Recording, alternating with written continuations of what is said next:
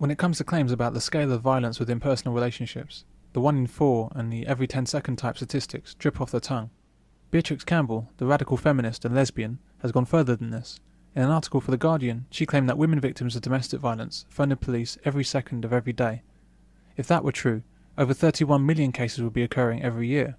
We would need 3 times the number of police officers in this country just to answer the phones. Despite the sheer impossibility of her claims, figures like these are still regularly published by feminist media sources in the UK, particularly The Guardian, The Independent and the BBC. Now, every minute of every day, police receive a call about domestic violence, and each week 2 women die as a result of it. With an incident being reported to the police every 10 seconds. That official statistic may be shocking enough, but while many victims still refuse to come forward, the true picture is almost certainly worse. The big problem with this factoid is that we're not told what an incident is. How many of these incidents are a man calling about a violent wife? How many incidents are a child calling about a violent mother? How many incidents are a woman calling about a lesbian partner? How many are false accusations? How many are repeat callers? How many are about arguments rather than any physical abuse? Because we're deliberately not given any of this information, the audience is led to believe that all of these incidents relate to women calling about men who are beating them up. This factoid, like so many others with domestic violence, is absolutely meaningless. Domestic violence is often described as an epidemic. A domestic violence epidemic is sweeping Britain. An epidemic, really? So it's contagious, this violence? Only men can catch the disease and only women can suffer the effects? Surely an epidemic is something different. The flu outbreak of 1918 was an epidemic. That killed 228,000 people in the UK within 4 months. People had to pile hundreds of dead bodies on street corners every day for collection and mass burial. Did you see any piles of beaten up dead women on a street corner this morning? Why is domestic violence described as an epidemic when it bears no relation to what an epidemic is? There is no epidemic of domestic violence, and it's not a growing problem. But there is an epidemic of crap journalism and a growing problem of lying politicians, police officers and charities, all misinforming the public. According to a survey by the Daily Mirror, apparently 1/3 of men thought wife beating was okay under certain circumstances. This is undoubtedly correct, although I'm sure that the men who answered were not asked, "Is wife beating okay with you?" They would have been asked something like, "Could slapping a wife ever be justified?" A yes would be processed into, "Wife battering equals okay. Cue hysteria."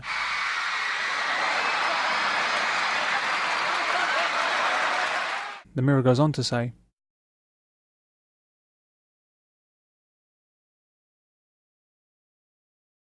"Well, that's because it's unlikely the dog deserved it. But seriously, as with many feminist surveys like this, the answers that people give bears very little relation to the conclusions drawn."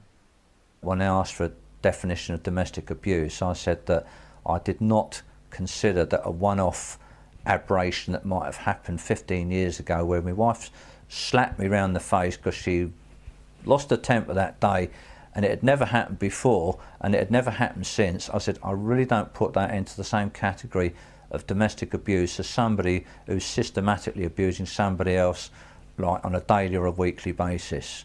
I said it's not acceptable, you know, that one-off slap. I said, but it does happen. It's human frailty. If you're working on zero tolerance, that would have meant that I would have phoned the police up immediately and said, my wife has just slapped me around the face. I want her arrested and I want her prosecuted. No, that's well out of all. So I got taken to the cleaners for saying that. But they got it out of context because, like I said it's unacceptable, but I do not put that in. And what they tried to pretend was that I said that was perfectly okay to slap somebody. I didn't say that at all. The men would not have been referring to battering at all. As we've seen, battering seems to have a very different meaning to normal people compared with hysterical females. The men will be referring to a loss of control, which can happen to anyone, man or woman. They'll be talking about slapping or restraining a woman who is perhaps attempting to kick or punch them, or stab them with a kitchen knife. Would you hit a woman if she tried to stab you? Or would you bare your chest and take it like a man? Well, there's a strange presumption in society that that's exactly what a man should do. In 2005, the actor Ross Kemp was assaulted by his wife, Rebecca Wade, resulting in him requiring hospital treatment. Yeah, the Sun's editor, Rebecca Wade, was arrested today for allegedly assaulting hardman husband Ross Kemp. I couldn't quite believe it when I heard this. What would generally happen is that Ross would have been arrested as a matter of course, despite being the victim of an attack. For the woman to be arrested, this must have been one hell of a serious attack, probably involving a weapon. And the arresting officers must also have been unusually intelligent and open-minded about what went on, compared with the stated police line of domestic violence. With the arrest policies, if a man does call a woman, the chances are he'll be taken away.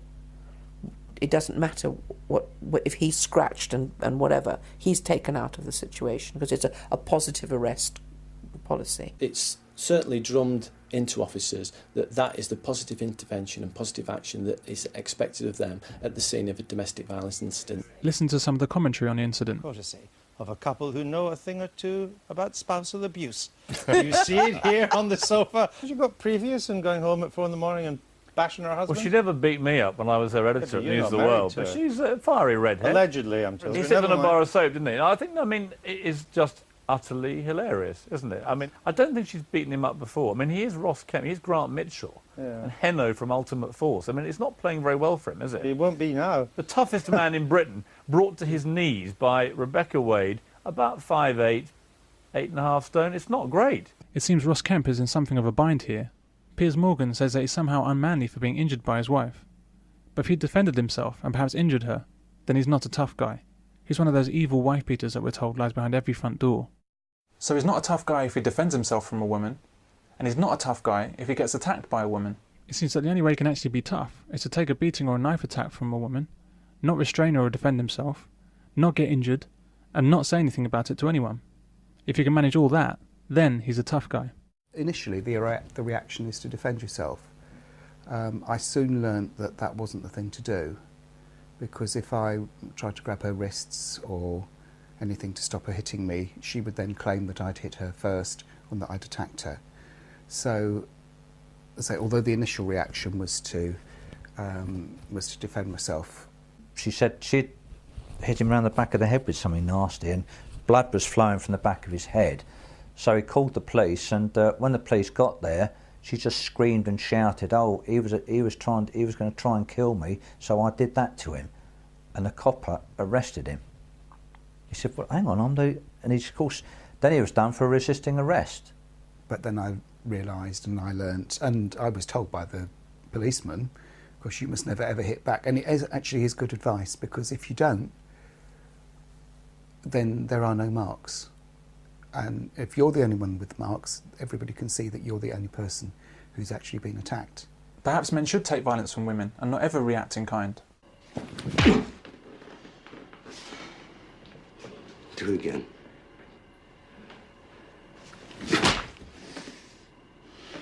One more time.